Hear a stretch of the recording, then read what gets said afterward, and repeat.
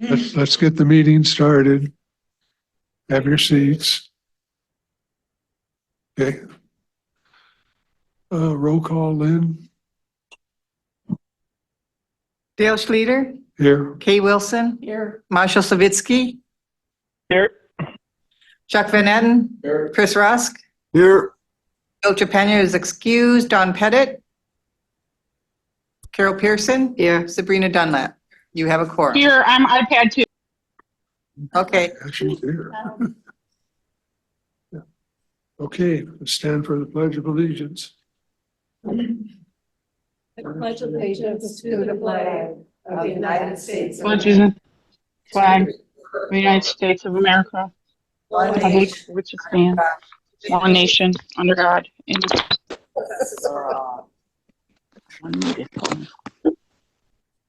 We need to do something about that.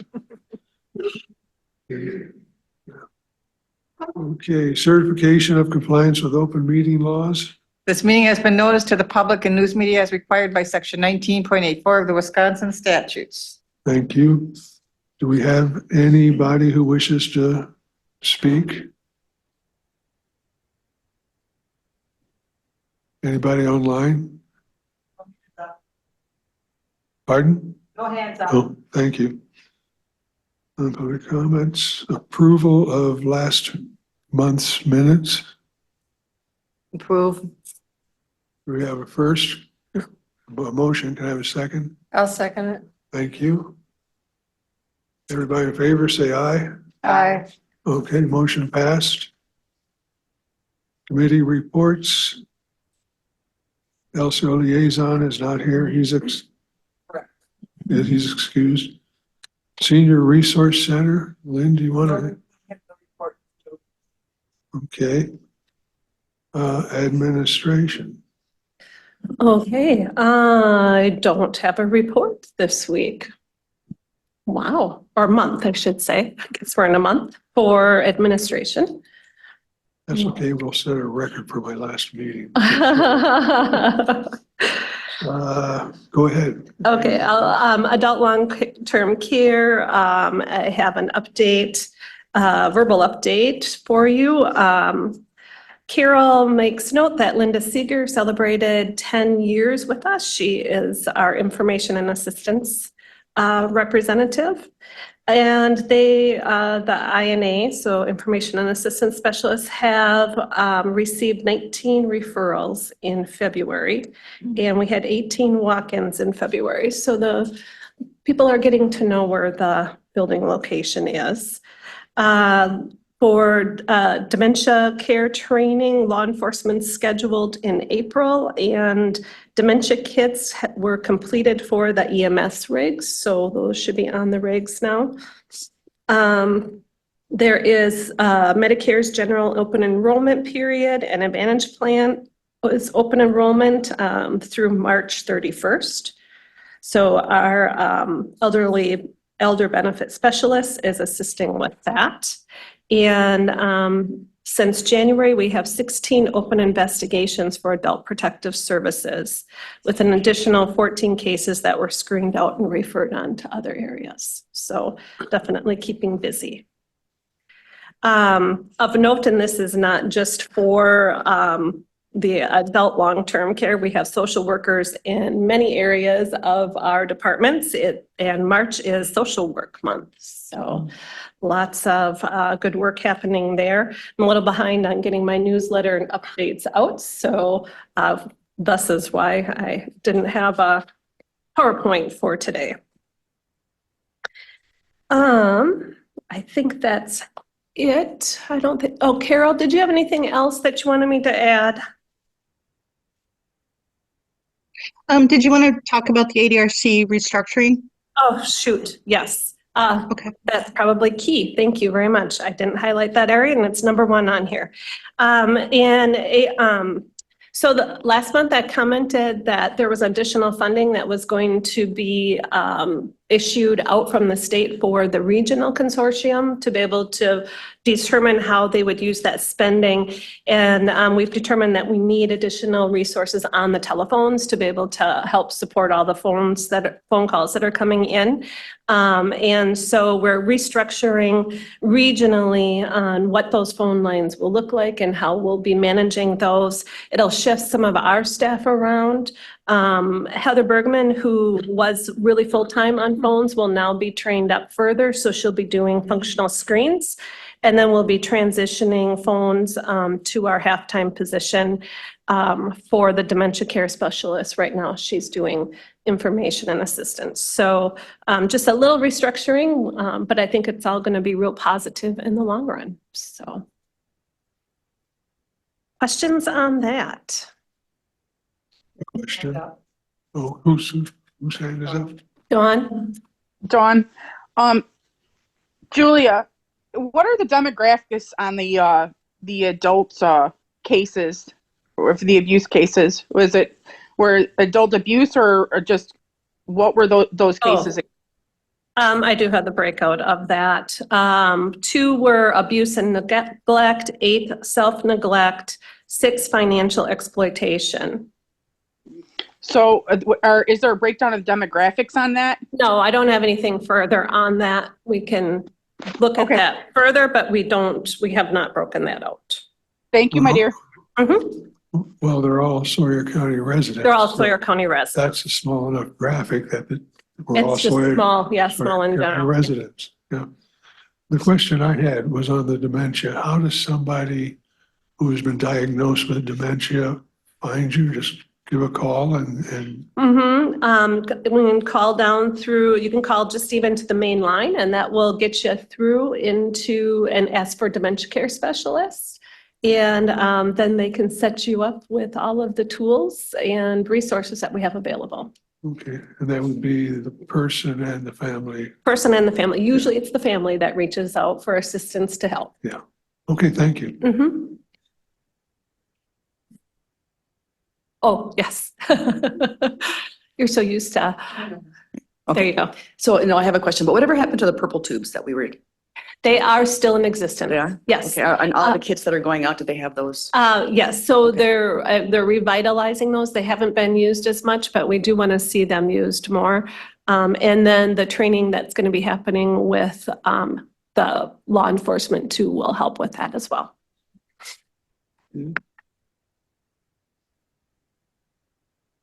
Did you have anything further on the purple tubes, Carol, that you wanted to add? Maybe for some of the members that don't know what the purple tubes are. Oh, yes. Did you want to speak to that, Carol? Okay. Sure. So the Purple Tube Project was something that we started a few years ago based on another project that had been done. And basically it's where you can help the person or the family collect demographic information and kind of stuff that might help calm somebody down in a crisis. And then with that, then all that information, some of it comes back to our office, which we scan in and we send to the sheriff's department so that it can be on their information. And then if they get out any calls, they'll have that information at their fingertips when they're contacting a home that might have somebody in dementia with dementia in it. And that way too, if something happens to a caregiver, they will know that someone with dementia is in the home. So there's typically a sticker that they'll be able to see posted somewhere as they're entering the house, and then that tube is kept in the freezer. Freezer. Mhm. Mhm. So it's a very good thing for people to be able to respond, because many times they're nervous and scared or don't know what's going on, especially if something happened to the caregiver and EMS needs to respond or law enforcement to the house. And just having it be, within the sheriff's department files so that anybody, that gets a call out can have that information at their fingertips is just invaluable, because they might not see the sicker. They might not look in a freezer. In a moment of crisis, they may not be dealing with dementia, the person with dementia at all in that moment. And yet if they get that heads up, they'll be able to. So. Thank you. Anything further? Okay, moving on to behavioral health. I think Alicia's actually is in-house today.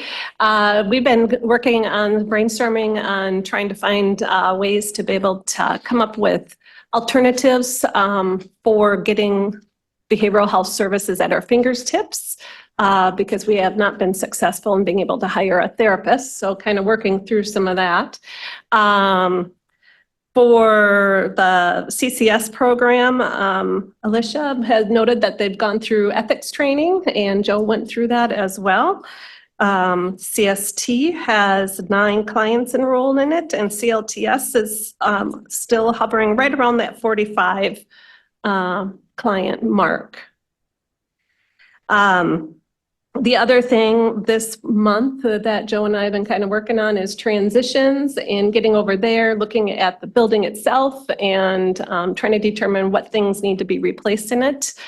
So we've gotten a few things looked at and we'll be working on the kitchen area and a couple of the doors need to be replaced and whatnot. So just some maintenance work that hasn't been done in the building over a long period of time that we really just need to kind of tackle and get on top of. So and then do you have anything else that you guys want to add? Yeah, on any. On transitions, I would say we have a population of 7. We have total beds for 8. We have 7 there and 2 beds are marketed to Ashland County for several months. So we're selling 2 beds a day to a neighboring county, which helps them out and helps us defer our costs. And I'd like to be able to continue doing so. I know I've spoken to that fact before, but I think it's being a good neighbor, Bayfield and Ashland County, so. And Tanya and I are going to be working on a better spreadsheet to be able to kind of show like the revenue that's coming in versus the costs with transitions so that we can better see that. So. Oh. Still not red. There you go. Thank you. I agree with you 100%. That's a good program over there. It's working. At one point in time, I tried to get some support for getting a second house, I recall. and that didn't go too far. Maybe that's something that can be worked on in the future, because It's a good idea. it's a good idea, it's a great asset, and it's saves some money. Thank It you. does, and I would also just add that I think, as Julia has noted, it looks kind of run down. It's a little dated since we built that or remodeled that facility, the furniture, and as we get it a little nicer in there, I think we can get a brochure and maybe go to a couple other counties again, Price County, Iron County, a couple of the other counties and market it. So I think it's a good thing. Thank you. Good. Thank you. Yep. So we're getting in the right track with looking at those. One thing to note in the report, the mental health cost by client, Tanya put together a new report for 2024. However, we're off by a few $1 million. So I will just show you what it's actually supposed to look like.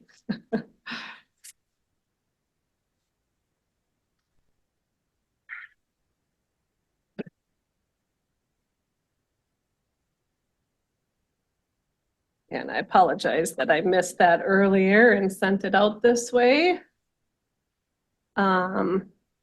It's really where we had limitless possibilities. We had that estimated out at a few $1 million. Really, the projection is $2,591,000 versus what was in our board packet was $7,484,000. So just a typo there. Just wanted to validate that we have that corrected now as we move forward.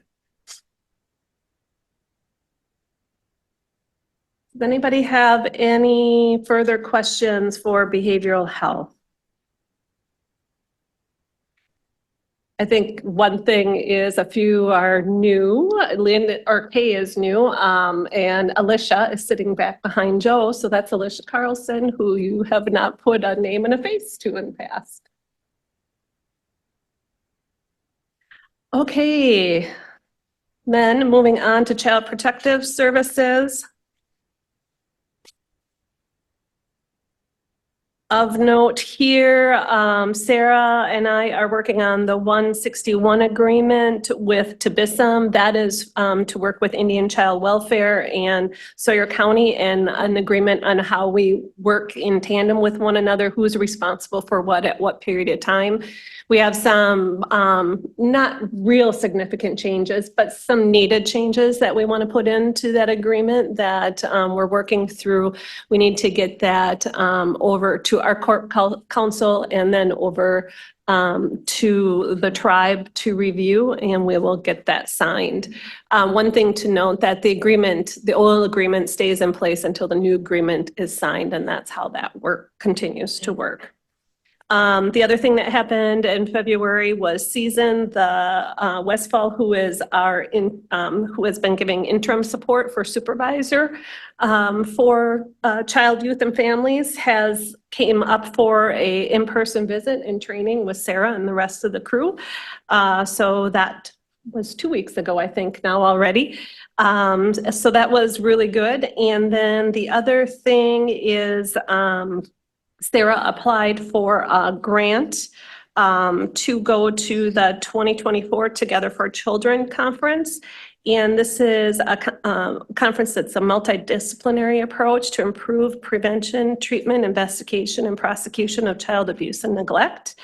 And she received that grant for her to go, TISA, and law enforcement. I don't know if we've determined for sure who it is. It will be Amanda. Okay, Amanda Reed. So that was great that we were picked to receive one of those scholarships. Any other things that I forgot? When is that conference? That is April 8th through 10th. Looks like a really good conference. Any questions related to this topic? Okay, Shauna is not here. Oh. Yeah, Shauna is not here this evening. But next month we'll bring forward some of the new stats that has come out of, I just jumping, what? Yeah, when you switch. Oh, I gotta tell you. Yeah, tell me. Oh, yes, youth justice. We covered CPS and youth. You know what we should do is just put that in one line, maybe. can rearrange it. Yeah, for next. that will probably be helpful. Yes, youth justice is, yep, I probably should go on to youth justice first. Sarah's put her report in and there's really nothing significant with that report unless there's any questions. Sorry for jumping ahead. Okay, seeing none. We're gonna jump into economic support. Shauna is not here this evening, but I did receive information on how much more busy the consortium is in the first 2 months of this year compared to last year. I don't understand what all the line items mean, so I didn't want to throw out a table with you that I couldn't describe some of the definitions of. So I'll make sure we bring that back. It's a significant increase in the amount of work that they're doing. Thus, the reason why they've been having overtime to be able to help support those efforts. So we'll bring that back for next month. And I'm just gonna make a note of that. Okay, public health.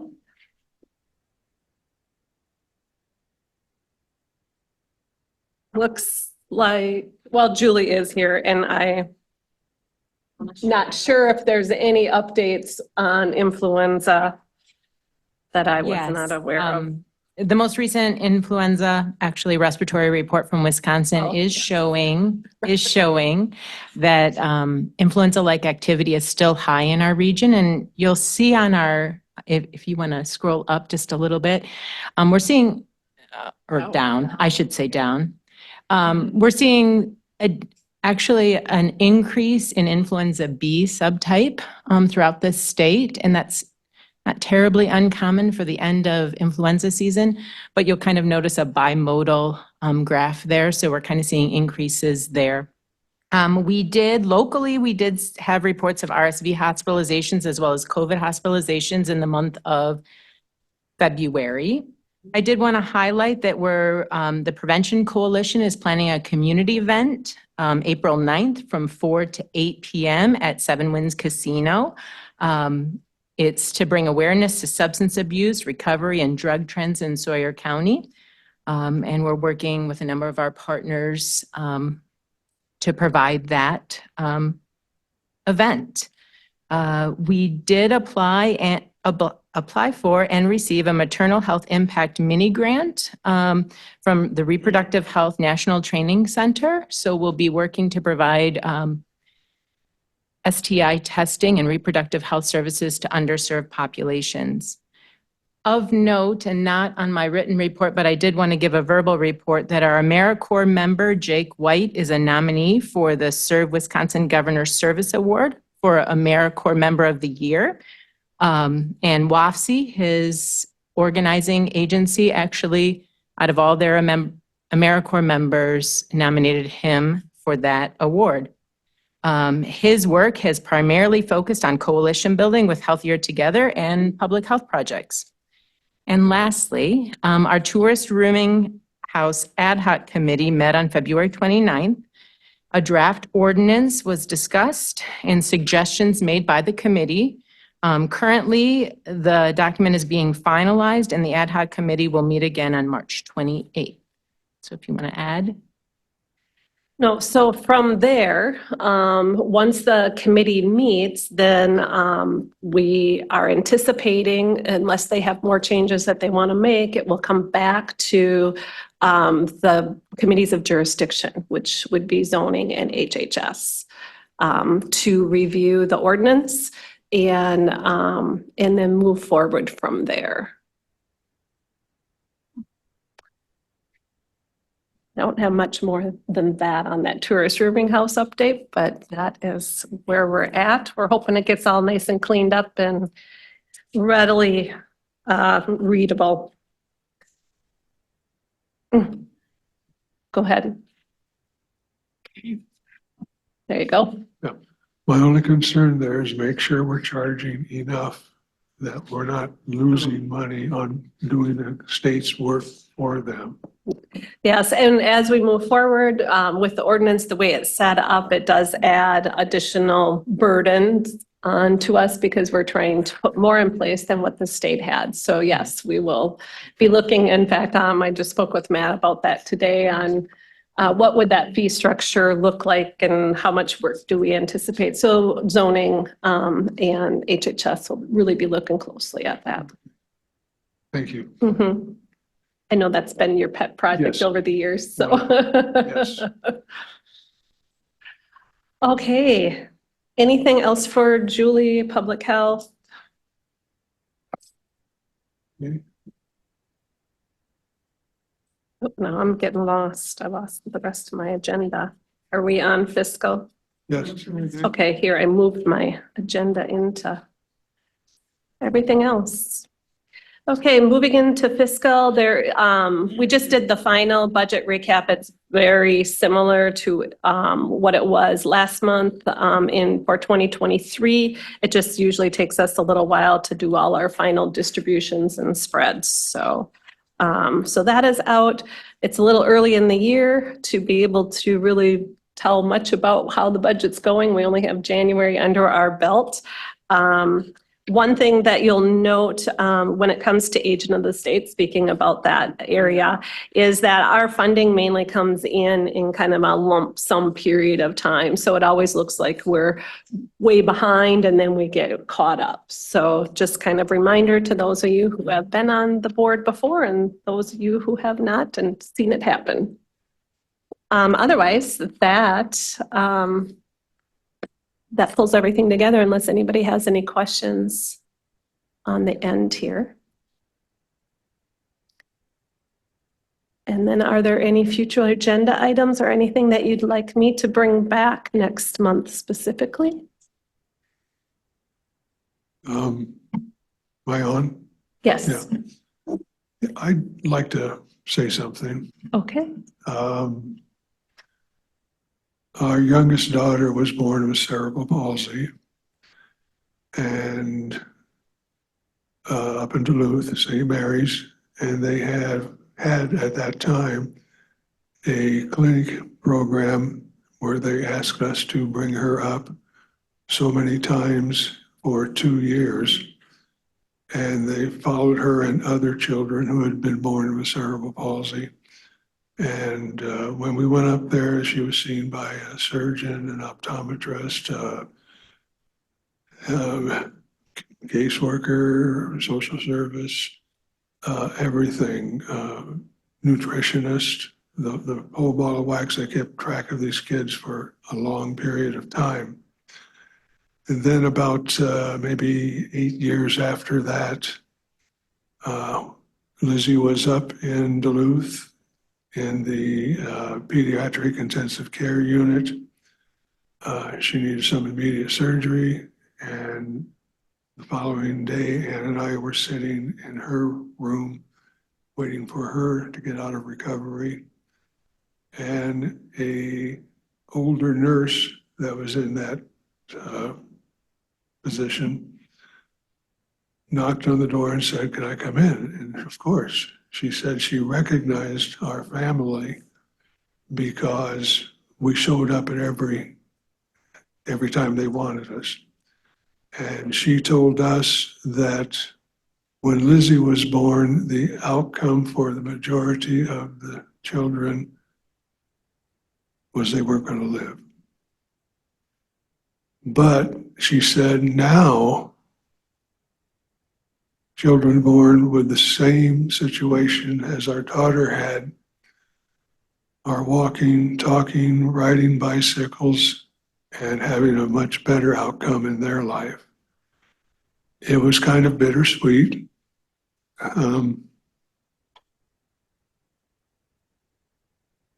But babies that were born before Lizzie, the doctors learned how to keep Lizzie going. learned. So I just wanted to say that Health and Human Services is kind of like that. You work and work and work, and you sometimes you get frustrated because you never see the progress. Trust me, it's there. The progress is there, and all the little details that people have to deal with and work with and keep track of, they're damned important. Thank you. Thank you for Thank you, sharing. Gail. That's it. We're done. I'd like to say something too. I'd like to thank Dale for Yes. his I was gonna say, guidance, We're can't be quite done. No, go right ahead, Lynn. for his guidance in this committee, and I wish you well, and we'll miss you. Thank Are you coming next month? No. Okay, then we thank you for all your service for all of these years. Yeah. We very much appreciate the service.